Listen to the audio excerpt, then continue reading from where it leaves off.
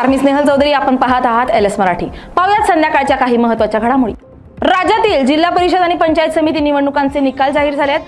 7 February रोजी पार पडलेल्या मतदानानंतर आज सकाळपासून मतमोजणी झाली आहे. अनेक जिल्ह्यांमध्ये सत्ताधारी महायुतीला आघाडी मिळाली आहे, तर काही ठिकाणी विरोधी पक्षांनीही जोरदार कामगिरी केली आहे. ग्रामीण भागातील सत्ता समीकरणांवर या निकालाचा मोठा परिणाम होणार आहे. सांगली जिल्हा परिषदेच्या निवडणुकीमध्ये वाळवा तालुक्यातल्या बागणी जिल्हा परिषदेतून आमदार सदाभाऊ खोत यांच्या सून विजयी झाल्यात. रयत क्रांती संघटनेकडून मोहिनी खोत यांचा विजय झालाय. शरद पवारांच्या राष्ट्रवादीच्या उमेदवाराचा त्यांनी पराभव केलाय. या विजयानंतर रयत क्रांती संघटनेच्या कार्यकर्त्यांकडून जल्लोष करण्यात आलाय. कोल्हापूरच्या रेंदाळ परिषद मतदारसंघातून शिंदेच्या शिवसेनेचे शिवाजी जाधव विजयी झालेत. गोकुळचे संचालक माजी जिल्हा प्रमुख मुरलीधर जाधव यांचे चिरंजीव असल्यानं या जागेवर सगळ्यांचं लक्ष लागून राहिलंय. इंदापूर कृषी उत्पन्न बाजार समितीत दिवंगत उपमुख्यमंत्री अजित पवार यांना भावपूर्ण श्रद्धांजली अर्पण करत सांत्वन बैठक आयोजित करण्यात आली होती. यावेळी विजयी उमेदवार यशराज जगदाळे, हर्षवर्धन पाटील, संजय सोनवणे आणि राष्ट्रवादीचे कार्यकर्त्यांनी श्रद्धांजली अर्पण केली. राज्यामध्ये जिल्हा परिषद आणि पंचायत समितीच्या निवडणूक निकालाची धामधूम सुरू आहे. अशातच राष्ट्रवादीचे ज्येष्ठ नेते शरद पवार यांची प्रकृती खालावल्याची माहिती समोर आली आहे. शरद पवार रुबी हॉलमध्ये दाखल झाले होते.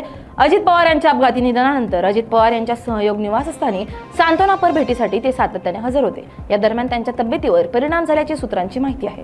राष्ट्रवादीचे ज्येष्ठ नेते शरद पवारांची प्रकृती स्थिर आहे. शरद पवार यांचं रुबी हॉलमध्ये सिटी स्कॅन केल्यानंतर व्हायरल इन्फेक्शन असल्याचा समोर आलाय.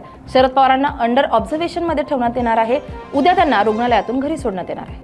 नालासोपाराचे आमदार राजन नाईक यांनाही ट्रॅफिकचा फटका बसलाय. नालासोपारा पूर्वेतील गालानगर भाजी मार्केट परिसरात दर शनिवार रविवार निर्माण होणाऱ्या भीषण ट्रॅफिकचा फटका चक्क आमदारांनाही बसल्याचं चित्र आज पाहायला मिळतंय.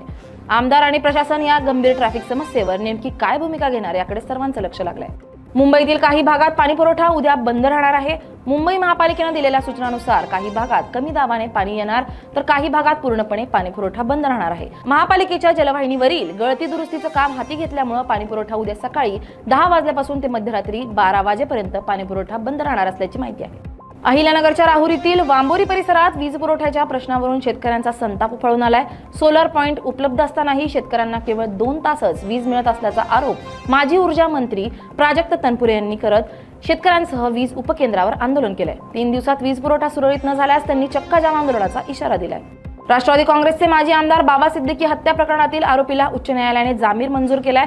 आरोपीला न्यायालयाने काही नियम घालून दिले, त्यानंतर जामीन मंजूर करण्यात आलाय.